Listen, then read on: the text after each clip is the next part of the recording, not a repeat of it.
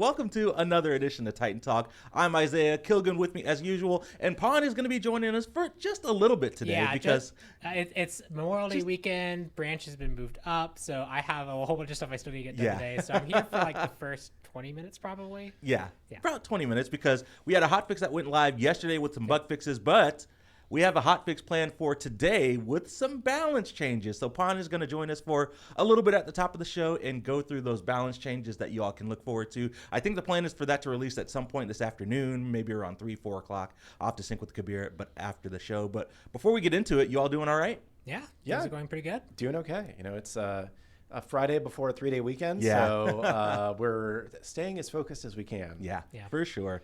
All right, well, let me bring up the handy-dandy desktop, and we will go through these hotfix notes.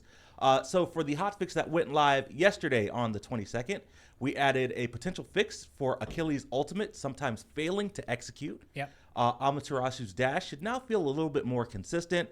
What does that mean? So this actually came up with another character we're working on that we can't talk about yet, where the way that we set up stop on God dashes needs to be done in a specific way. Otherwise, you can get into cases where like the client gets a little bit of authority to end the ability early in a way that causes you to not do the follow-up effects. Cersei's Hexstone was another one. We're basically trying to just make sure that they're all using the same set of tools so that we can do improvement passes that affect all of them. So it might feel slightly more delayed. I think Cersei's Hexstone right now feels a little bit more delayed than it usually did, but it should be consistent now working, and they should all be using the same tech, which means that when we go to look at Makes your lives easier in the future. So that when we go to make it more responsive on like the hit registration part of it, we can do that kind of all in one swoop. Yeah. So hopefully, if you get reports of ults still failing to execute, dashes not feeling like it hits people, or Cersei's Hexstone stopping on targets but not knocking them up, that's the kind of thing to be on the lookout for. Cool. We made some slight adjustments to Achilles' basic attack timing so that it should improve his feel just a little bit.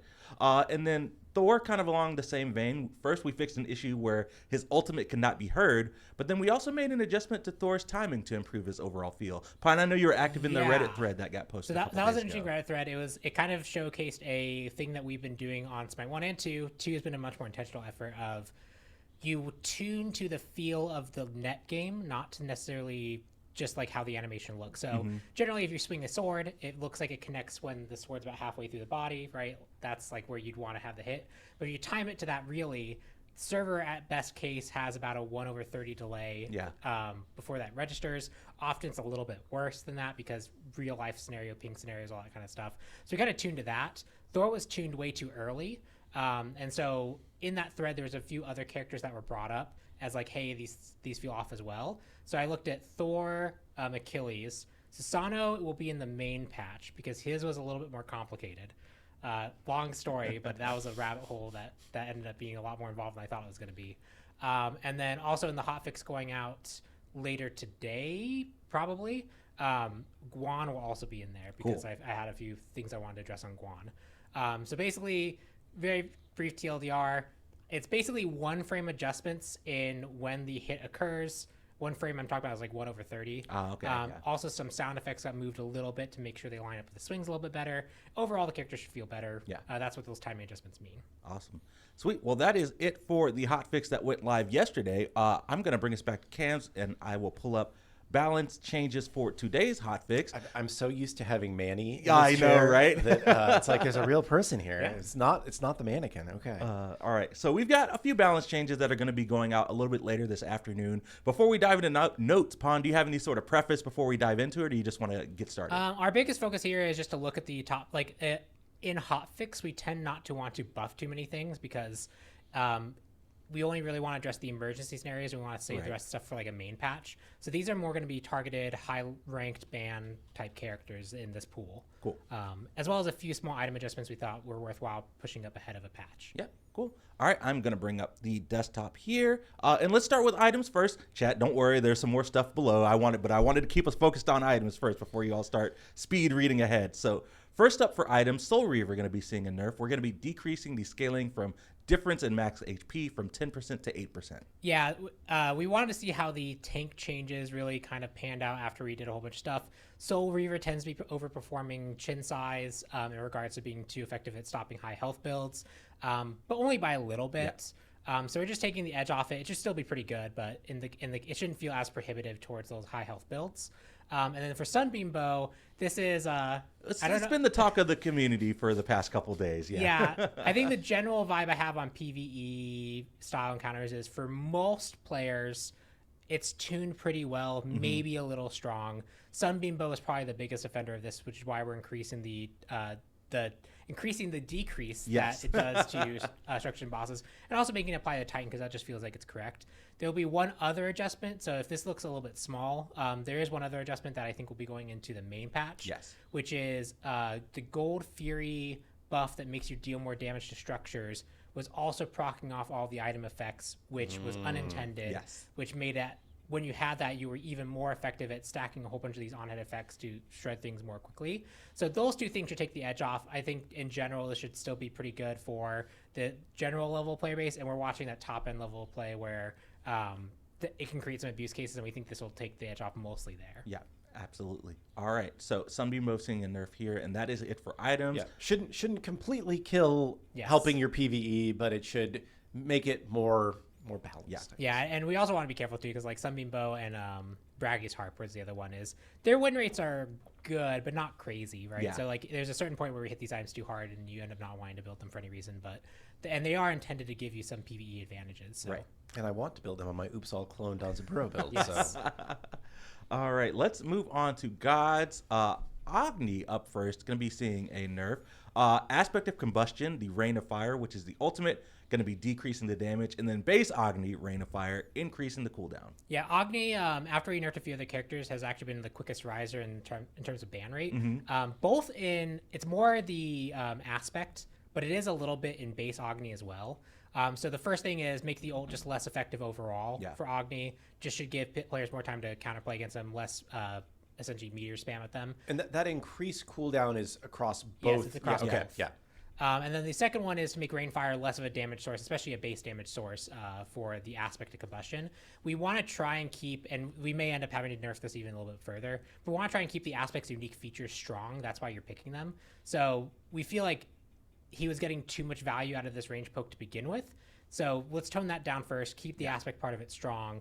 If we need to, we can go back and address that more, but we think this is a pretty good spot for Agni to be in. Cool. All right, Princess Bari up next. A lot of bullet points for Princess Bari. So, Pon, she's seeing a pretty significant shift here. Yes. Talk to us about what's happening with Bari. So, Bari is another very high band character.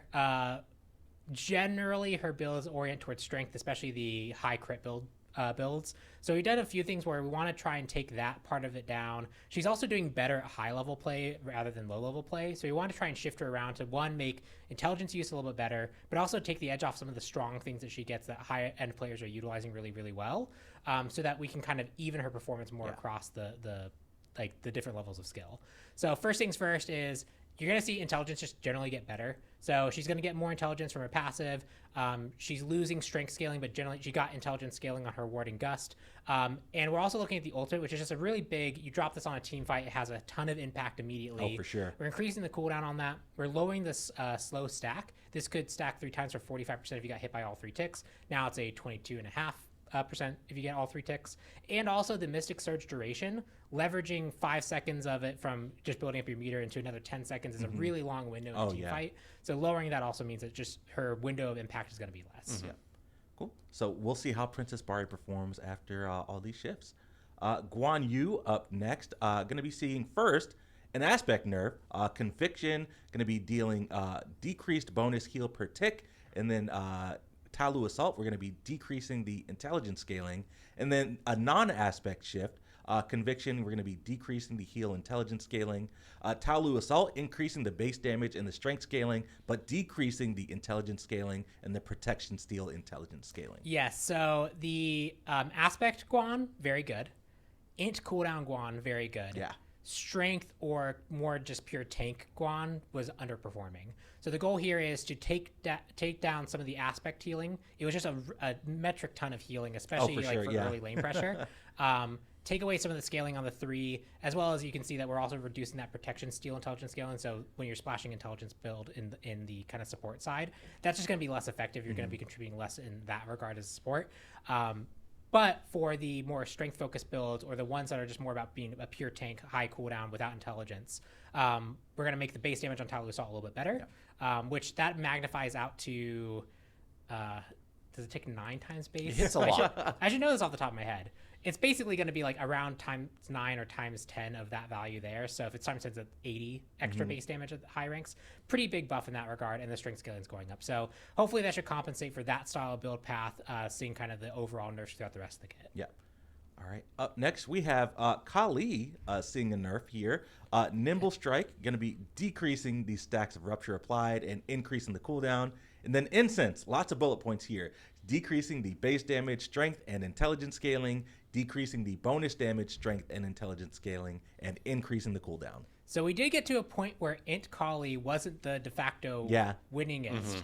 We were actually now seeing in-hand Kali end up doing pretty well. The aspect is actually underperforming, which that's interesting. That's something we might address later. But we wanted to get Kali into a state where she's not the most banned character for like 3 patches in a row. We're taking both int and strength scaling down, as you can see. We're increasing the cooldown, and Nimble Strike would now apply less Rupture stack. So if you just Rupture auto 3, that's going to be 1 less stack of Rupture that you're getting. You're going to actually have to commit more time to leap on them and then use your 2 if you want actually all the full stacks, which just slows her down just a little bit, makes her more reactable. So hopefully this should put her in a good place overall for both the int style of play and the strength on hit style of play. And we'll see where she goes. She definitely just gets a nerf instead of the other 2 characters, which they had varying levels of winning and losing, and we wanted to make sure that we didn't just completely remove them from the pool. Kali is one that like we really just need to do a pretty significant nerf. All right, and then I believe last up on our list for God balance today, Pele going to be seeing a nerf. Eruption, we're going to be decreasing the inner strength scaling and the outer strength scaling as well. And then Magma Rush, we're going to be decreasing the amped damage scaling from 20 to 15%. Yeah, she was another assassin that we saw starting to rise up on the ban rank, so we just wanted to do a little preemptive adjustment here. There's probably a bigger discussion. I don't know if I should say this for because we're not doing anything next patch. Hey, we're okay with a little bit of spoilers. Right, exactly. It's a Friday show before a long weekend. Let's have fun. So, obviously, we've done a lot of adjustments to how fast people can kill each other and how protections relate to strength, relate to intellect, relate to penetration. We want to let it settle a bit, right? We're at a point where we actually feel pretty good about where things are, but we have noticed that in general, assassins tend to be underperforming, and the strength pure items, so like a serrated blade, for example, is a good example. Jotun's Revenge is another example of an item where like their win rates are actually underperforming, and the hunters have kind of all moved over to crit because that path does enough damage, but the pure, more strength-focused builds aren't. So we do want to look at that going forward, where we actually bring up strength items as a whole. And so the reason I brought this up here is Kali nerf, Pele nerf, a Wheelish got recently nerfed. We've kind of basically hit every assassin that does tend to rise up to the top, but most assassins tend to be struggling, and we're seeing pure strength build, especially assassins, tend to be struggling. Like, we expect tier 3 items to have about a 52% win rate, because by the nature of getting to a tier 3, you're already more advantaged. Like if you have a tier 2 in your build, you probably lost that game more likely than you won it. And we're seeing like that kind of pool in the bottom side. So we are looking at that. So I'm sorry, assassin mains, I feel for you. If you see your characters, the one few characters that are rising to the top, you're seeing them nerfed. But it is something we're watching out for. It is something we're noticing. There will be a few adjustments in next patch, but we didn't want to do a whole new swing of, okay, well now here's every single strength item buffed. And we've completely changed what people are trying to settle into and figure out where the meta lies, where strengths are really falling. If we do that too fast, we easily run the risk of, well, now we actually just made assassins run the game entirely way too quickly. So let it settle, but know that's on our notice radar. Sweet. Well, that is everything for the hotfix plan for later on this afternoon. Pawn, I think, so you have a little bit of time to abuse these things before they are nerfed. So just a little bit, a few hours. Get your games in for sure. Pawn, I think that's a wrap for you. I know you got a lot of stuff to do before we get Branch later on today. I have to finish up an aspect, which will be cool. And then I just have a whole bunch of stuff I need to get done before we go into the Memorial Day weekend. Nice. So thank you guys for having me on just for a little bit of time. Thanks so much for joining us. Absolutely. Thanks, Pawn. Chat, say bye to Pawn. Later, y'all. All right, I'm going to hide cams here. That way Pawn can walk out of the room. And I will bring us to our 2-shot. Hopefully this works. It worked. Nice, cool. We I gotta did it. scooch a little Yeah, bit. scooch a little bit over there. Get centered. Sweet. Oh yeah, we're Try good. not to block the camera. Okay, we're good. Just Awesome. make sure it doesn't rotate. And Yep. you'll be good. Sweet. So we covered hotfix with bug fixes yesterday. Hotfix balance today. A couple of notes before we get into just Q&A. Ranked rewards. Right before the show started, our crew walked in and said those should be going out as of right now. They're going to be going out in waves per rank, starting towards the top. So everyone who, deity, demigod, masters, all that stuff, you'll be getting your borders very soon, and then we're going to be rolling them out by rank over the course of the next 24 hours. Yeah. So do not be surprised if you do not get something until tomorrow. If you are a higher ranked player, you'll probably get something today. If not, maybe overnight. But there were a lot of people that we had to grant rewards to, and it's better to do it kind of gradually rather than try to do it all at once and take down the database. Sweet. So. And then the other thing I had, in case you haven't noticed or haven't logged in game yet, we do have 2x Worshippers live right now. It is going to be running through Monday, so over the Memorial Day weekend. If you want to hop in game, get double Worshippers, boosted progress on your Ascension passes, that is live now for you to take part in. And you can coincide that with your account booster to get a lot of Worshippers over the weekend. So. I thought you were going to say you can coincide that with the greatest day in racing. And just watch racing all day on Sunday the end of your while Ascension you're playing pass. Smite. So, no, I'm glad we got double Worshippers turned on. Yep. So grind some gods. Have a good long weekend, and happy Memorial Day, everybody. I know, right? Sweet. Well, at the beginning of the week, we did say that we were potentially looking to get Ben on to talk about some of the future stuff. Ben, unfortunately, was unavailable, but we still wanted to end the Friday in the week with some spoilers, just a little bit. So we're going to talk about just a little bit about just some of the Wandering Market skins that are going to be in the next update. So we're just going to show off a few card arts today. We're not going to go in game. I know you said you didn't want to talk about the theme on our Wednesday show. I think it's a really fun theme. I think it's a fun theme too. Yeah. So the idea for this over the years, we've learned that like really strict themes for battle passes, for Wandering Markets, for an event, generally isn't as interesting to people because it's just like you get a lot of the same kind of skin, and if you don't like exactly that theme, then you're not as interested in the market or in the battle pass or whatever. So we try and pick like these days we try and pick like an overarching like umbrella theme, but then we experiment a little bit within that umbrella. Yeah.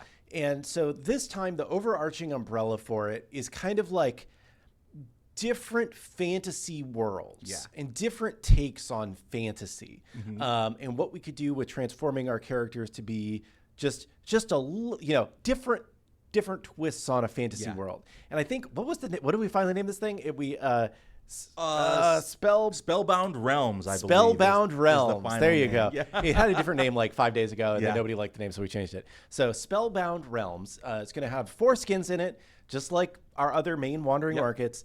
It's going to be 1,300 diamonds or 650 legacy gems, 650 diamonds, just like our other Wandering Markets. It's going to have a bunch of other content in it, just like the other Wandering Markets. It's everything that you would expect based on the ones that we've done so far.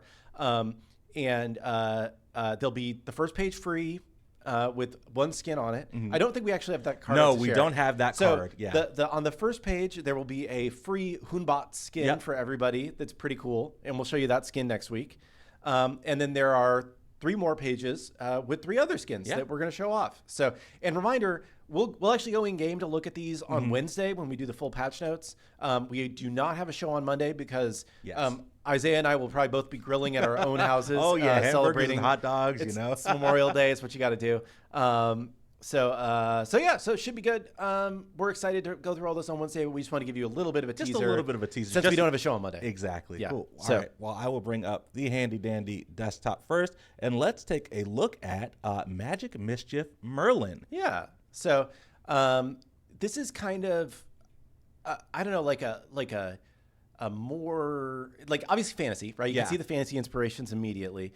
But it's a little bit more of a lighthearted, stylized kind of fantasy approach, right? Yeah. And I think it's pretty neat. I love how the dragons have like little hats on them too. Yeah, It's awesome. I didn't even notice that until you mentioned it. Yeah, that's pretty cool. So I think that this is it's a cool looking skin, a cool Merlin skin. Yeah. And I'm excited for this one. Yep. And probably my favorite of the Wandering Market is the next one we're going to look at. It is Sir Crocus Bacchus. Yes. So this one's actually on the 4th page. So just we aren't showing them in the order that they are, so don't get confused too much. But yeah, this is he is a frog with a Sir Honk-a-Lot on his back. His name? Yeah, his name is Sir Honk-a-Lot in his backpack, and you can, because we're a third-person game, you can see Sir Honk-a-Lot bouncing along in your backpack the whole time. So yeah, it's we love transforming Bacchus into different creatures. I know, he's been a cat, yeah. But this one's pretty cool, and he does have a VXG. Oh, nice. Where he kind of like frog hops along great. too. So it's pretty fun. It's pretty silly, and it feels good in game. So we've been. I love how he's got a sword instead of like the classic big old turkey leg. It's great. Yeah, this is the more like, you know, what we would have in Smite 1 days called like tier 4-y skin of the patch. So this is like definitely the cool, like the most work for our art teams to produce. But different people may like the styles of different skins better. But I think this is probably the most like traditional fantasy of the 4 skins. And this one is it's just cool. I like it a lot. You know, I think that the idea of like the Frog Knight is a kind of a common fantasy trope, and I think this was a cool way to do it. So, and then last but not least, we did already announce that Princess Bari is going to be getting a skin in this Wandering Market. Princess Bari's first skin. I know, it is super cool. Yeah, it's it pretty is Shattered Vision Princess Bari. So she is all about these purple amethyst crystals. It's looking really good. I did a little bit of a preview of her in game today. It was still work in progress, but like some of the effects look really, really sick. Yeah, no, she's very cool. I've played this one in playtests twice in the last week, and I think it looks really nice in game. I think that, you know, again, it's just like another take on fantasy, kind of a more modern, fashionistic fantasy kind of thing. And the idea of like the crystal, like her bells become crystals in this skin, which is kind of neat. And yeah, it just looks good in game, and it's fun to play. So so these are the 4 skins that you can get as well. 3 of the 4 skins. We showed 3 card arts, but we did say Hunbats is going to be on the free page. Yeah, and I'm sorry, chat, there is not an Amaterasu skin in the Wandering Market this time. So, but yeah, so you will have those 3 skins plus a Hunbat skin on the free page, which is called Arcane Ape. Yeah, and we'll show it to you next week. Yeah, and yeah, I think that they are they're pretty fun, and I'm excited about it. Right, like I think that one of the things that we wanted to do with Wandering Markets when we first introduced it, obviously there's only so many themes in the world, you can't have everything be completely different, right? But we wanted to try and create a lot of different markets for a lot of different like thematics and a lot of different kinds of players, because one of the benefits of this system over the old Battle Pass system is that if you're a new player that starts playing Smite 2, the other ones aren't going anywhere, right? Like you can go back and you can pick one of the older Wandering Markets to buy into and to start progressing through. And we like having this kind of wide back catalog of Wandering Markets for people to choose from that are all pretty affordable and give you a great way to like get into the game with some sweet skins and cosmetics. Some cool stuff. Yeah, I'm super excited for Spellbound Realms whenever that launches in OB11. The skins are looking really great, and also the cosmetics. I know we're saying that we're playing into the fantasy, but some of the cosmetics have like some tabletop RPG elements to them too. It's really cool. So I'm super excited to reveal those all in full on our Wednesday show next week. Yeah, there's a really sweet jump stamp. It's so sick. It's like a dice rolling jump stamp, but it's like D&D dice go flying everywhere kind of thing. So it's pretty sweet. Obviously, you know, the multi-sided dice are not exclusive to D&D, but that's just like what pops into my head when I see that kind of dice. So sweet. Well, we've already talked about a lot on the show. We did a hotfix, we covered some balance, we spoiled some skins. Shall we just get into some community Q&A for the rest of the show? Yeah, I'm just trying to think if there's anything else that we need to talk about today. No, I think that's everything. Yeah, I think we're good to just answer some questions. Sweet. Let's get into it. Before we both get to our long weekend. Yes. One person asked, is this market coming with Scylla? Yeah, so this will be in OB11, which will go live a week from Monday. So we'll be showing off Scylla more on Wednesday and showing off the skins in game and everything, and it'll all be going live on a week from Monday, whatever date that is. June 2nd, maybe? June. I think it's June 2nd. Maybe, yeah. Something like that. I will look at my calendar so I can give you the exact date. Got it. Yeah, June 2nd. I was right. Sweet. Lots of people in chat excited for the Wandering Market, which is really cool. Yeah, I think it's sweet. Oh, somebody in chat says that the MotoGP race starts before Monaco. So if you want to further your day of racing, tack on the MotoGP race to the start. Oh, we've got some racing enjoyers in chat. Let's see here. I've seen this a couple of times, and I feel like it's important to address just because Max, aka Innocent Rabbit, did announce, he is no longer with the studio. We will miss him very dearly. But a couple of people just asking about will this affect any sort of matchmaking plans or updates that we have in the future? Yeah, I will. I'll direct people just in general. Like, if you take a look at Max's Twitter, he put out a little statement, and it kind of explains, that he's lived in Canada, Vancouver, the Vancouver area of Canada for the entire time he's worked at Hi-Rez, and it's kind of been a remote employee who doesn't see real people in his day-to-day life, and he was just kind of looking for something that let him see real people more, and I totally get it. I love working with Max. Max is a dedicated Smite enjoyer to the point where he was like, I need to be added to the Ambassador Discord as a civilian, so that I can stay involved with stuff. So he will definitely be missed. But it was very much a personal thing that he decided he needed to move on and be around real people, which I get. So we do still have the engineer who was working on kind of the tech part of matchmaking is continuing to work on that. And he and I have already been talking about a couple further improvements that we might be able to start work on next week. We definitely aren't just like, hey, we're done.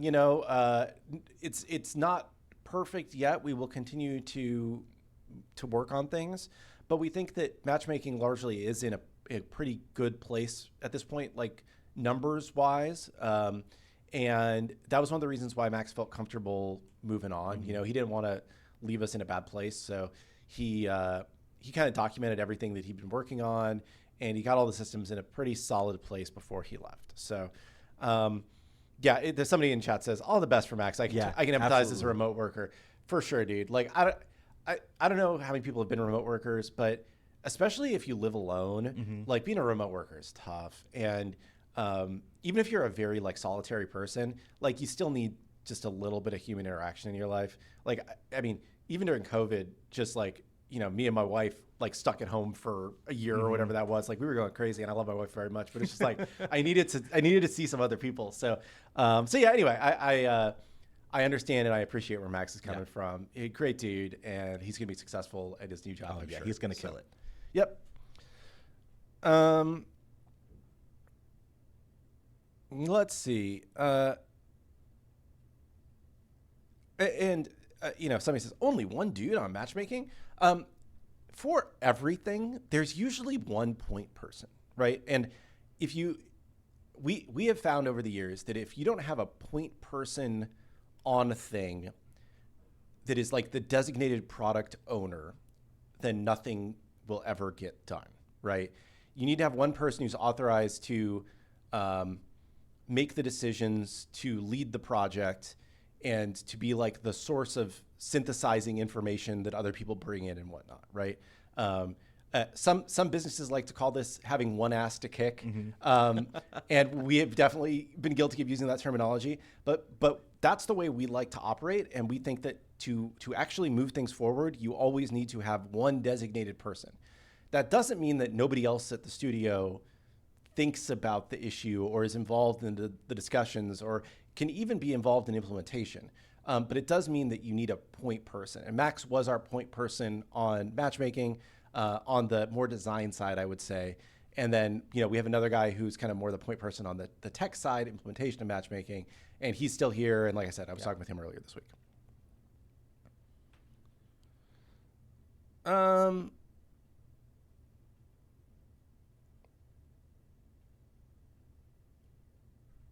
Merlin can't do ability damage to Naga summons.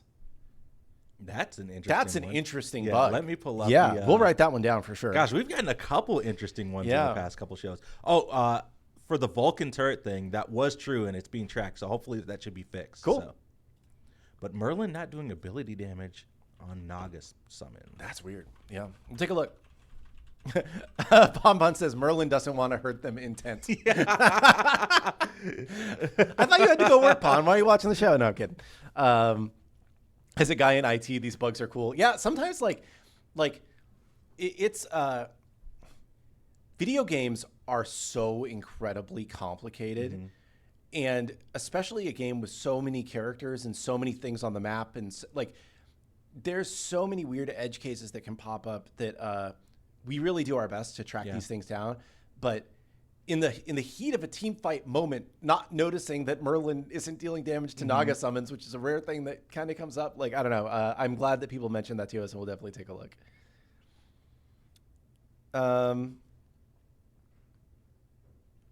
Morrigan cannot move when turning into Aspect Cerberus. We do have that one tracked as well. So appreciate you mentioning that.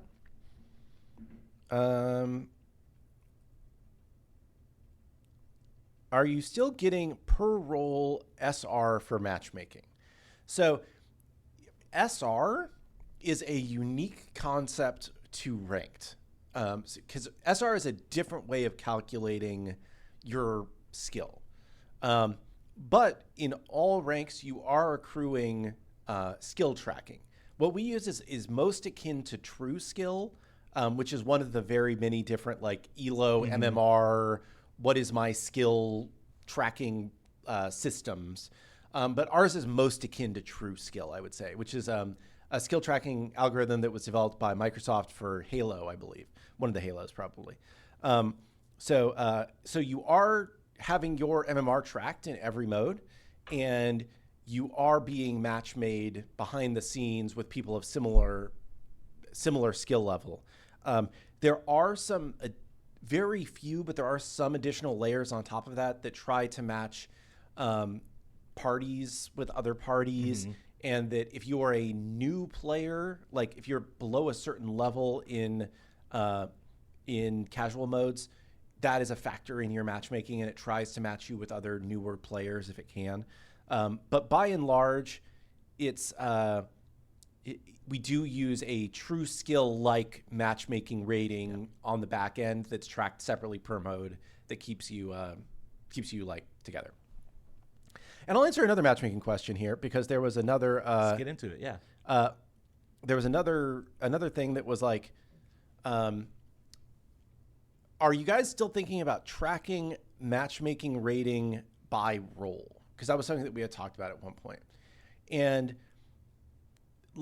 it's one of those things that maybe we could do in the future, but by and large, that's going to it would require a completely new matchmaking algorithm and function for us, basically, because the way that our matchmaker works and the way that role preference works is that it makes a match of 10 people that are of a similar SR range or true skill range. Yeah. And then it tries to assign them their roles based on their priority.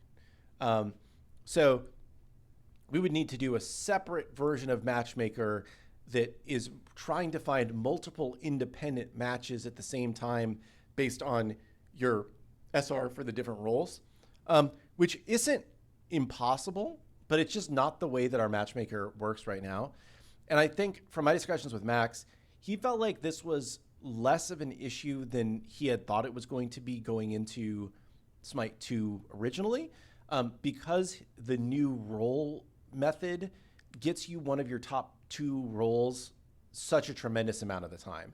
It used to be that in Smite 1, you very regularly were playing one of your least favorite roles, whereas this new algorithm, you are in one of your top two roles, I think 70% of the time, and your top 3 roles 90% of the time or something like that. So it's more rare that you're put super off roll onto something that you're less comfortable on theoretically.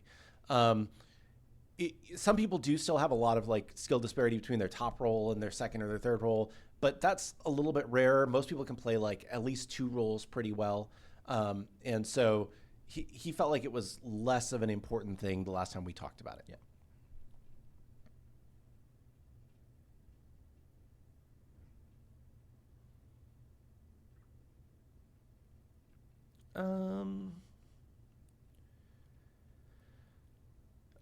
Oh, that's an interesting one. I died while silenced and Morrigan ulting, and the audio was muffled to the rest of the match. That probably doesn't clean up on detransform while dead. So we'll take a look at that.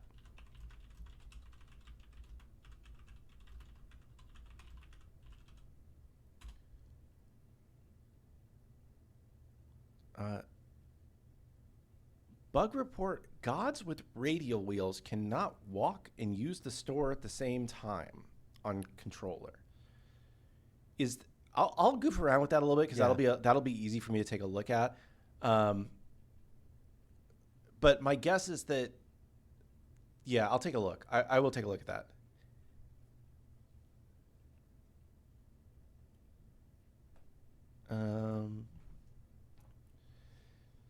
Let's see. Have we considered increasing the volume of on-hit effects for autos and abilities? Seems like it would be more parity with Smite 1 and give hits more oomph. So I think we in general agree with the feedback that we need to give better feedback on when you are hitting people and when you are being hit. I think that there's more to it than just audio, but I think the audio is a part of it. And so we do have some things in the works along those lines. I'm not quite ready to talk about those yet, but I will say that like we agree with the feedback that we can do more to make it clear when you are hitting people and when you are being hit and where you are being hit from. Here's a fun one. Do you all still have time to enjoy the game you're making, or are you constantly working?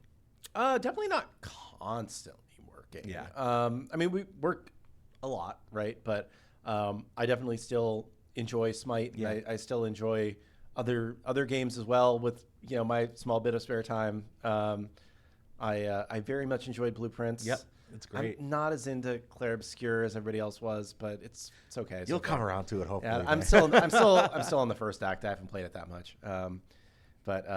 Yeah, that we definitely like keep up with other games as well. And like if you don't love games in general, you probably aren't going to make it in this industry. Yeah. So yeah, I definitely still love games. I still love Smite. Playtest is one of my favorite times of the day because we get to play a game of Smite. And I try and play at least a couple other games, in live a day, just to hop in and play the game. It's a good way for us to see how players are actually playing the game and interacting with the game. I know Clumsy and Pond still hit the ranked queues. Clumsy has been streaming every other day or so that's a plug for Clumsy stream if you want to tune in and watch him. But yeah, I would say the entire team tries to get some games in live outside of work for sure. Yep. There was a question. Did we beat Blueprints? We both rolled credits. I did quite a bit of the post-credit stuff, but I don't want to give spoilers on it for anybody that may be playing it. I did not do all of the post-credit stuff because some of the stuff just seemed like it was going to take another Even after you long roll time. Credits, there's so much to do in that game. There's it's a lot great. to do.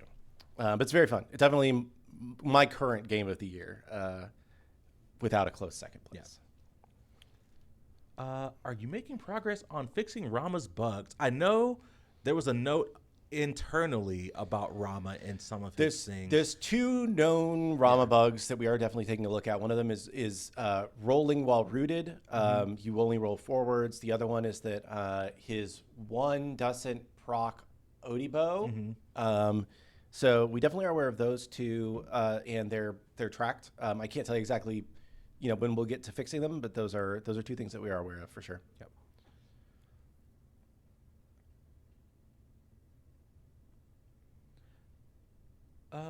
Gosh, I had a good one. Where did it go?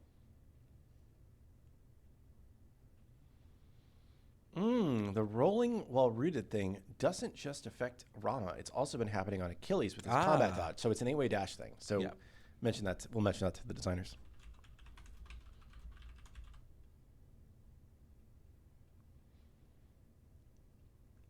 Any plans to update the gold pip icon in mid to a camp or something? It's definitely something that we've discussed about. You know, we don't have a firm, this is what we're doing with it, but I think that that's one of the elements that it has not performed as well as we maybe would have liked. I think it is still kind of interesting of like, you have to channel to do it and you can be interrupted and like there's some interest to it, but it's not. So it's a fun little poke battle, you know. It's not as exciting as it could be. Yeah. So that is one of the camps that we are less happy with at the moment, I would say.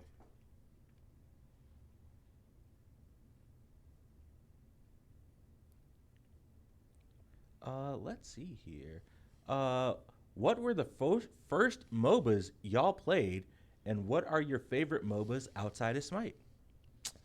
That's a good question. I mean, I played Dota when it was a Warcraft 3 mod, so I guess that's the first. Yeah, I guess that first counts. MOBA that I played. And, I mean, like I didn't play it a lot. I played a couple games because one of my friends was super into it, and I'm not a big like top-down guy in general, so. I played it and I was like, I like what's going on here, but it's not really for me. Yeah. I've played all of the MOBAs. I probably have played like other than Smite, which is, far and away the one I played the most. I probably played the most of HOTS in League. I haven't played League seriously in a long time, but I played that quite a bit when it first came out. And I played a lot of HOTS when it first came out too, and then kind of fell off. Yeah. But yeah, no, I think that and Pompon's Demigod. Pompon loved Demigod. Demigod was a very early MOBA that he frequently mentions in discussions. Like every MOBA is trying to solve a similar problem in a different way, right? And I think that everybody has things that they do really well, and everybody has things that they don't do as well, right? But it's a game of compromises because it's such a complicated gameplay style that you can't necessarily do everything that you may want to. And it's intentional design decisions about why you chose to design your game in certain ways. So I think that now that I've worked on Smite for so long, I can understand and appreciate more all the differences in the design decisions that were made within each of the MOBAs on the market. Yeah. And I really think that like, just because they're all MOBAs does not mean that they really have too much in common or that the same people are going to want to play them, right? It does mean that like, if you understand the basics, you can kind of go between MOBAs and not just be completely lost for the first 100 hours the way that you are in, as a new player to MOBAs. But like you aren't going to like every MOBA just because you like one MOBA. Yeah. And there are some people that are just like MOBA fiends and that's what they do, but like that's a very small percentage of players. Like we don't find that we really compete with any other MOBA on the market. Smite has such a unique, singular style of gameplay that like if you like the way Smite plays, there is not another game on the market that plays like Smite. And believe me, I have done a lot of analysis trying to break down how we could be doing certain things better. And like the whole like third-person action combat, locked to the ground plane, where you're looking isn't necessarily where you're aiming with your basic attack. Like it's such a different way of playing a video game, but it feels so good once you get used to it. So like we just have something that's very, very unique and very special in my mind. Yeah, for me, I played a ton of Awesome Knots. Oh, dude, I played so much Awesome Knots too. I forgot about that. Oh, dude, that game I love was that game. Great. Oh my god, so good. That's a deep cut. That is a deep cut. It just came back. Oh, really? Yeah. I think Ubisoft bought their parent company or something. I gotta take a look right after the show. They found an old build and they uploaded it. So if you own it on Steam, you can actually go back and play it again. I'm definitely doing that this weekend. That's my long weekend. And then I'm a really big Gigantic enjoyer. I never love played that game. Gigantic, but It's a lot of so people much really fun. liked it. Yeah. A couple of people that worked for us used to work on Gigantic. So Battleborn was okay. Yeah. Battleborn was not marketed as a MOBA, but it definitely was a MOBA. A lot of fun MOBAs that have come and gone over the years. But yeah, Awesome Knots is a great deep cut. I forgot about that. I played that game so much when it came out. It's really good, man. Yeah. I want to say that it was like a PlayStation Plus game or something because I feel like that's why I started playing it. I was like, oh, it's the free game of the month. I'll play it. And then that was a good one.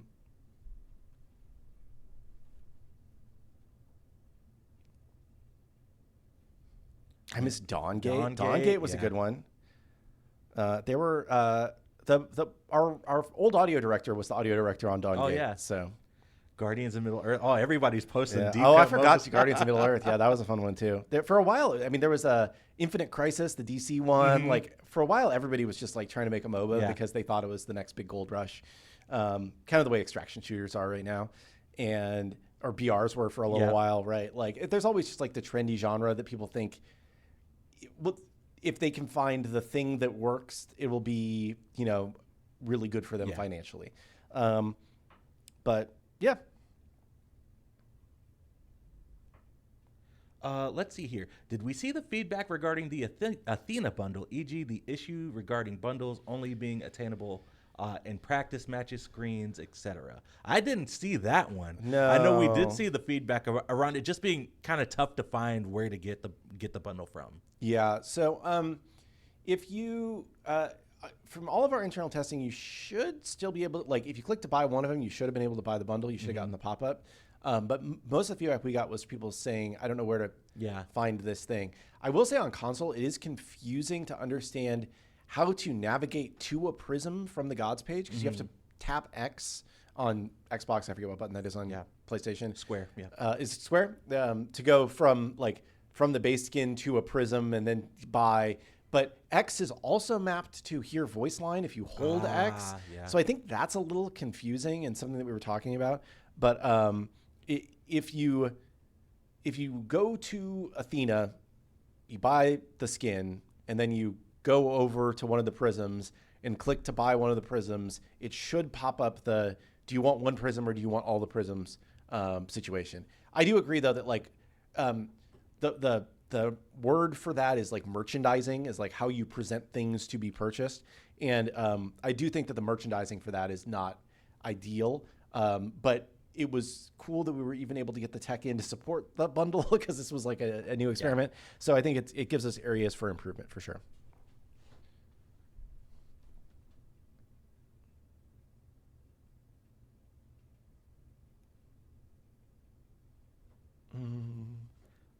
I hear a lot of criticism about Smite 2 being too similar to Smite 1. I don't feel that way, but it's a lot of small things that make up the difference. Are there any big differentiating ideas that are still planned for Smite 2? The hardest part about making Smite 2. It's a balancing act, yeah. It's a balancing act because we have a lot of people who still to this day, leave angry Steam reviews saying, this game is not exactly Smite 1, but with better graphics. I hate it as a result. And then we have another group of people that leave angry Steam reviews that say, this game is too much like Smite 1, and I hate it as a result. So we've been trying to walk a balance between it's a game that feels like Smite. It should feel like Smite. I talked a little bit earlier in the show about how Smite has such like a unique combat style and a unique gameplay style that you can't get anywhere else. And we didn't want to change that because that is what Smite is at its core. Similarly, it's a 3-lane MOBA. We didn't want to change that. That's what Smite is at its core, with other modes, obviously. But, like the most popular mode has always been Conquest. So we wanted to be true to Smite, and then we want to continue to evolve that Smite formula in ways that we couldn't with Unreal Engine 3 with the many, many restrictions we had there, right? And I think that where we are now, we feel like is a pretty good place of the thing that you love, but with a lot of new things to dive into. But I do think that there are more things that we can do, and we've been talking about doing to continue to make sure that Smite 2 is a better experience that is just, clearly better in every way than Smite 1. I think for most people, they would say that already, but I think that there's other things that we just aren't doing yet that we could be doing that would make the game feel even better. So we're working on those kinds of things. I'm not going to go into too much details because, I don't want to, not really ready to talk about it yet. But yeah, I think that I feel like we are moving in the right direction with the game. I think that the identity of the game is pretty close to what the game is going to be. Like, we're not going to go add, the 3D aiming and height, and, and elevation changes and all that. I think that's just not Smite anymore. If you want to play that kind of game, there are other games out there. Yeah. And if that means that we don't appeal to that audience, I think that's okay, right? Because we are the best at what we do. And I think that the thing that we have seen again and again in the gaming world is that to be successful as a game in 2025, it's 2024? What year is it? What year is it? Yes. 2025. 2025, yeah. To be successful as a game in 2025, you have to be the best at what you do, right? Because back in the day, there was a new generation of games every 4 to 5 to 8 years, right? And the old games all just kind of went away, and you weren't competing against those old games anymore because people couldn't play them. Well, now that doesn't happen. Games last forever, and you are compared with every game that has come out in the last 20 years. And if you are not the best version of that game that has come out in the last 20 years, then nobody is going to care about you, right? And we could chase, we're at FPS MOBA now. We're, a third-person shooter thing. We're adding a BR mode and all this stuff. But are we going to be the best BR? No. Yeah. We need to be the best third-person action MOBA, is what we call ourselves, that we can possibly be. And we need to do all the things that we can do to make the game a better and better version of that, to where people are like, holy shit, this game's great, and telling their friends to play it. So we're continuing to work on it. We think the game's getting better every day. Every day, every week, every month. And we're just trying to be the best version of Smite that we can possibly be. Chat wants to be our mode now. Chat, no, just kidding.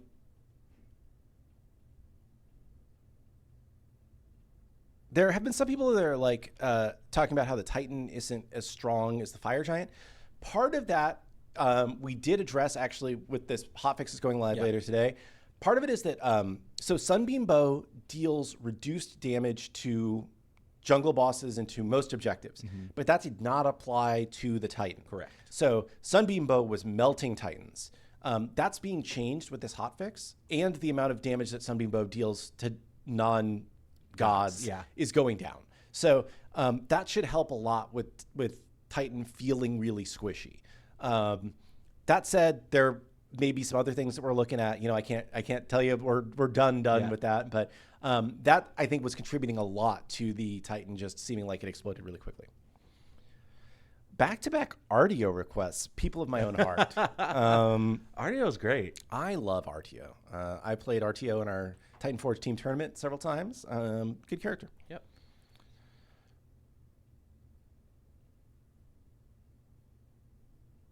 Have there been any internal discussions regarding model redesigns for upcoming gods?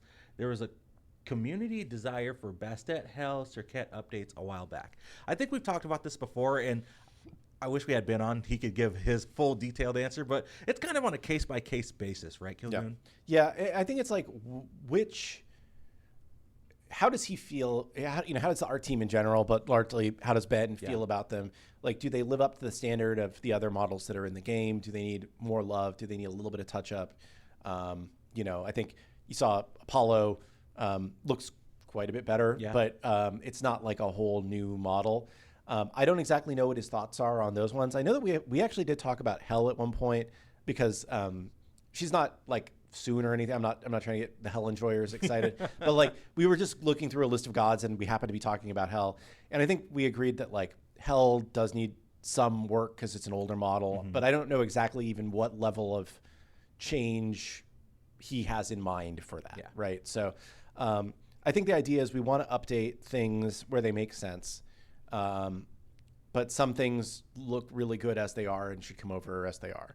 I don't know what his feelings are on Bastet, and who's the other one that I mentioned? Serket. Serket was pretty old. I have a feeling he'll probably want to do at least some touch-ups to Serket, but I couldn't tell you for sure. Let's see. Hey, Isaiah, how does one apply to join the ambassador program?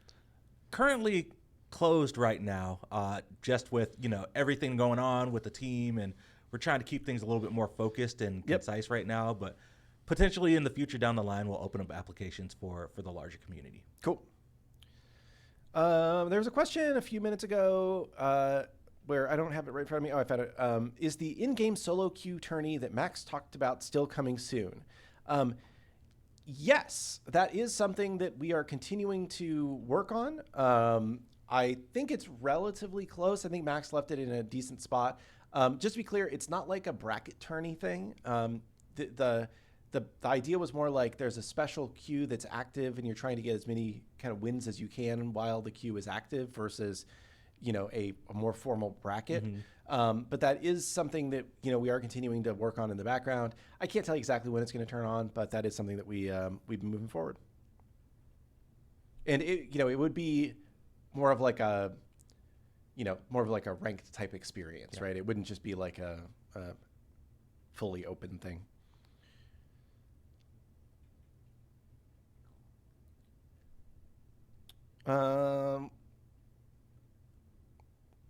Let's see. When will we get the next God roadmap after Ganesha? Yeah, probably around when Ganesha comes out, we'll let you know who the next few gods will be. I don't know if we're going to go back to doing the longer roadmaps for a little while, just because we want to stay a little bit more flexible with how we're approaching things and prioritizing the things that we think will make the most difference. And there's always the chance that, like, if we think that something really important for gameplay wise needs to get done, that we might decide to do an easier god to keep that pipeline going, right? So we don't want to like overcommit ourselves to certain things publicly, but we do want to give you guys an idea of where we're going. So we won't get past Ganesha without having some kind of an update for you. Here's a good piece of feedback. Can you make it so it saves your equipped prism instead of defaulting to the base skin when you have the skin equipped? We can ask. Yep. Can you make a note on that one? Yeah. Thank you.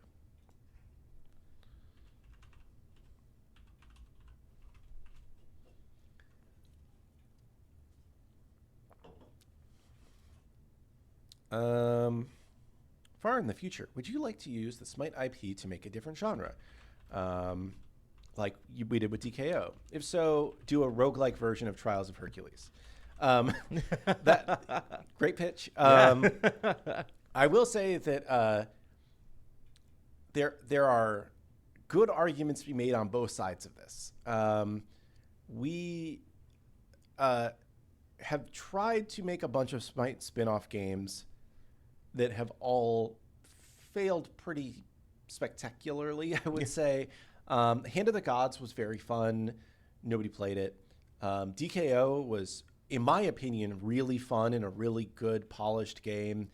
Nobody played it.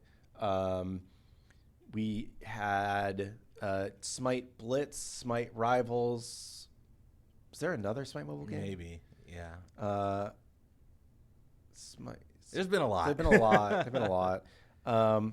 And they are, none of them were really very popular. I will say the most popular thing that we've ever done with the Smite IP, other than Smite itself, and Smite card, of course, it's definitely been the dungeons, right? And I think that there have been many discussions over the years internally about, man, it would be great if we could make a more Smite dungeons kind of game. And there was even some discussion about that when we started Smite 2, right? Was, should the next game we make be more of a Smite dungeons, or should it be more of, we need to update Smite and this is the time to do it, Smite 2, There was a lot of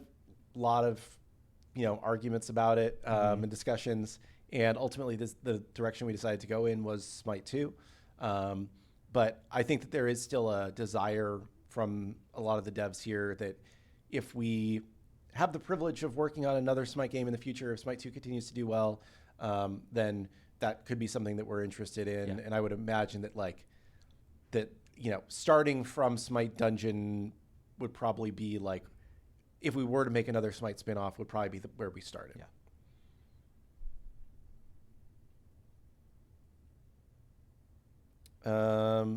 Prophecy was the auto battler too. I forgot about that.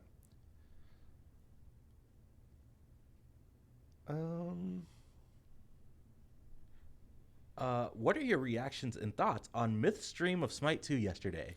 I know we had a few people in chat. I think we learned a lot, specifically around new player experience, and got a lot of good notes and a lot of good feedback for the team to go back and to approach and look into. Yeah, unfortunately uncovered a very recently introduced bug where you could get into a state where you had no teammates in bot games, which was not great. Yeah. And we're working on fixing. I believe actually the hotfix going out later today. We'll have a theoretical fix to that. So that's not something we're happy about, I would say. I would say that there's work to be done. I haven't watched the full stream. I've just watched parts of it. But I think that the game at its core is fun. We know the game at its core is fun. We just think there's a lot of cleanup that we still need to do. Yeah. He was slamming some Sobek. Hitting some plucks. It was cool to watch.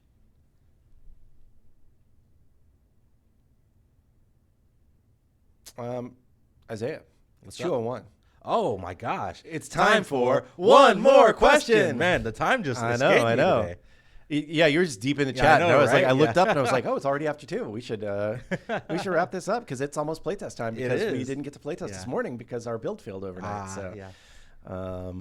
Sweet. Well, we will take one more question. While we let chat fill up, reminder, we will not be on Monday because it is a holiday here in the U.S. Yep. But we'll be back on Wednesday for our Open Beta 11 show where we'll be showing off Scylla in-game as well as all the Wandering Market content and some other stuff too. Yeah. I don't even remember what else is in this patch. I'm gonna look at my my doc real quick and see if there's anything else that I want to just like Alani, spoiler check while teaser. you do that. Oh. I've got Cherry Twist. Kilgan went for coffee today. I got a La Colombe draft latte, vanilla, and other natural flavors, cold brew with milk, frothy and creamy. That is a lot of words to describe your beverage. A lot of words. It's okay. I had the caramel one before, and it was pretty good. Yeah. And I thought I grabbed the caramel one, and then when I sat down, I was like, oh no, this is the vanilla one. It's fine. It's fine. Yeah, I'm gonna look at the calendar. You pick a question while I'm looking for my calendar here.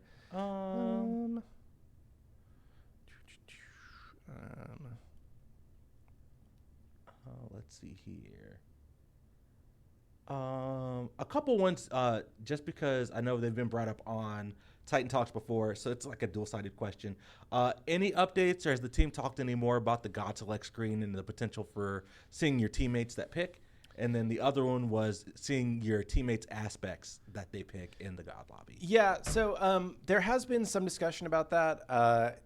I would say not immediately, but we definitely are aware of the desire to see your team again. The negative, like, we want to make sure that screen is relatively performant, and it does not perform well on console right now as it is, only showing one model. So I think there's some hesitation from the team that like adding more models to it isn't going to make that screen perform better. And so we probably need to spend more time optimizing that screen before we start adding more models to it. I do also, I get the feedback about wanting to see what aspect your teammates are selecting before you get to the in-game and press and tab, Yeah, well, you can see it on the, can you see it on the next screen? Or is it not I'm shown not sure there? if you see it on the loading screen or not. Yeah, I don't remember.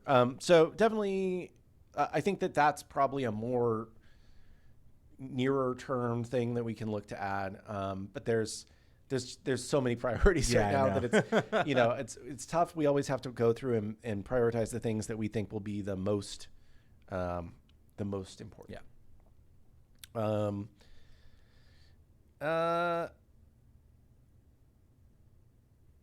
Let's see. I have to pick a question. I don't think there's actually a ton else in this update, just to kind of set expectations. I think that this is, a little bit of a lighter update. I'm sure there'll be stuff to go through on Wednesday. Yeah, there'll be aspects to talk about. Yeah, but I like other big features. I don't think we have as much coming in this update, but then maybe some more in the one after that. Just the way that the flow looked. I looked at the calendar and I was like, yeah, most of the stuff kind of either got bumped in the next patch or came out early in the last patch. So, let's see. Is there 2 times worshippers this weekend? There is. Yes, it's on live now. right now. Go play. I need to pick a question. I'm sorry. I'm just like You're good. We're chilling. I'm having the Apollo aspect turned on today. So you can go play the Apollo aspect right now as well. So go check that out. It's like a support aspect. And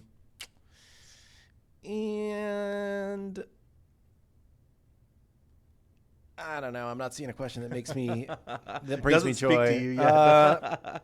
This is a one that we didn't talk about. This is probably not the best question at all, but I will go with it.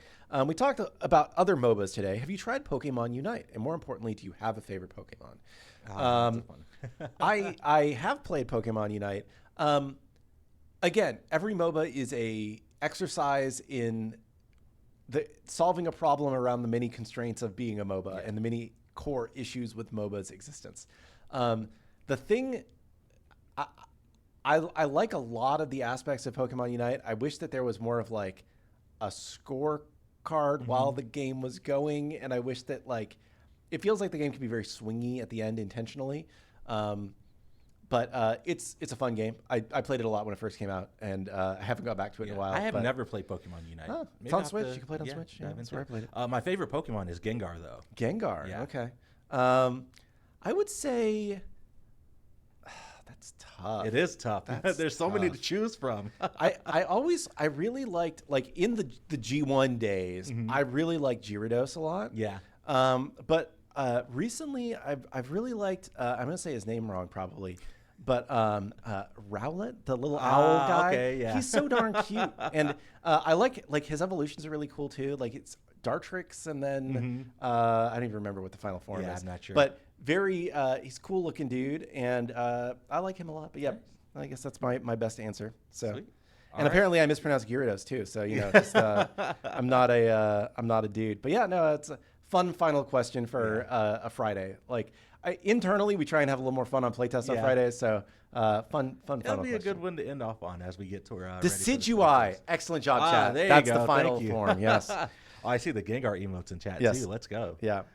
Sweet. Well, chat, thanks so much for hanging out with us on Friday. Thanks so much for hopping into what is it, 10? That OB 10, launched this week? yeah. Gosh, keep on rolling with the updates. We'll be back next week on Wednesday with our OB 11 kind of Titan Talk show, going over everything that's in the update. Hope everyone has a great weekend for those of you in the U.S. Hope everyone has a great Memorial Day, and we will catch you all next week. But until then, see you on the battleground. And watch the Indy 500. Peace. We're gonna get so many new race enjoyers. I just feel like we gotta have fun and be authentic. Oh, yeah. You know, it's like somebody was like, "I can't believe we're talking about Pokemon instead of Smite." No, I'm like, what? Come on, like we're chilling, you know. We talk Oh, so our much. mics are still on. Cut the feed.